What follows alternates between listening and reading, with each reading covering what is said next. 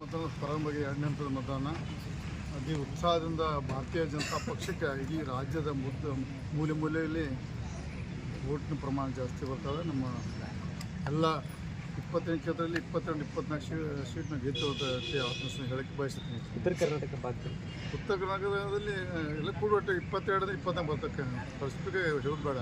ಯಾಕೆ ಮತದಾನಕ್ಕೆ ಅಪಮಾನ ಹಾಕಿದವರು ನಮ್ಮ ಭಾರತೀಯ ಜನತಾ ಪಕ್ಷ ದೇಶದಲ್ಲಿ ಪ್ರಧಾನಮಂತ್ರಿ ಮೋದಿಯವರು ಮಾಡಿದಂಥ ಅದಕ್ಕೆ 400 ಅಂದ್ರೆ ಅದಕ್ಕೆ ಹೆಚ್ಚಿಗೆ ಬರ್ತಾವೆ ಅತಿ ಆತ್ಮವಿಶ್ವಾಸ. ಬೆಳಗಾವಿ ಯಾಕಂತಂದ್ರೆ ಗೋಕಾಕ ಅರಬಾವಿ ದಕ್ಷಿಣ ಭಾಳ ಹೋಪ್ಸಿದೆ ನೋಡಿರಿ. ಜೊತೆಗೆ ಏನು ಆಗ್ಬೋದು ಸರ್?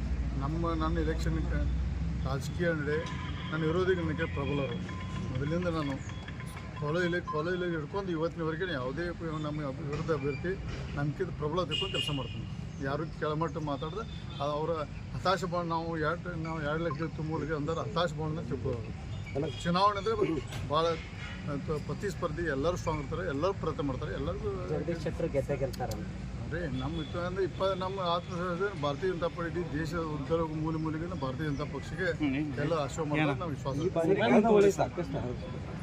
ನೋಡಿರಿ, 500,000 ಓಟ್ ಕೊಟ್ಟು ಗೆದ್ದರೆ ದಿನೊಬ್ಬ MLA ಮತ್ತು MP ಹಾಕ್ತಾರೆ. ರೊಕ್ಕ ಮೇಲೆ ಆಗ್ಬೇಕಾದ್ರೆ ಸಾಧ್ಯ ಇಲ್ಲ. ಅದೊಂದು ವಾತಾವರಣ ಮಾಡೋಕ್ಕೆ ಕ್ಯಾಂಡಿಡೇಟ್ ಭಾಳ ವೀಕ್ ಇದ್ದರೆ ರೊಕ್ಕದ ಪ್ರಮಾಣ ತರ್ತಾರೆ. ಕ್ಯಾಂಡಿಡೇಟ್ ಆತ್ಮವಿಶ್ವಾಸ ಜಾಸ್ತಿ ರೊಕ್ಕ ಹಂಚೋದಿಲ್ಲ, ಪಕ್ಷದ ಬಗ್ಗೆ ವಿಶ್ವಾಸ ಇದ್ದರೆ ರೊಕ್ಕ ಹಂಚೋಲ್ಲ, ನಮ್ಮ ಮತದಾರರ ಮೇಲೆ ವಿಶ್ವಾಸ ಇದ್ದರೆ ರೊಕ್ಕ ಹಂಚೋಲ್ಲ. ನಾವು ಭಾರತೀಯ ಜನತಾ ಪಕ್ಷ ಆ ಮಟ್ಟಕ್ಕೆ ನಾವು ಹೋಗೋದು. ಈಗ ಗೋಕಾಕ ಮತ್ತು ದಕ್ಷಿಣ ಕ್ಷೇತ್ರದ ಶಾಸಕರಿಬ್ಬರು ಕೂಡ ಗುಂಡಾಗಿರಿ ಮಾಡ್ತಾ ಇದ್ರು. ಅದನ್ನು ಬೇಡ. ಈಗ ನಾವು ಜೂನ್ 4 ನಂತರ ಮಟ್ಟ ಯಾವುದೋ ವಿಷಯ ಮಾಡೋದು ಬೇಡ. 4 ನಂತರ ನಿಮ್ಮ ಎಲ್ಲ ವಿಷಯಕ್ಕೆ ಉತ್ತರ ಹೇಳ್ತೀವಿ.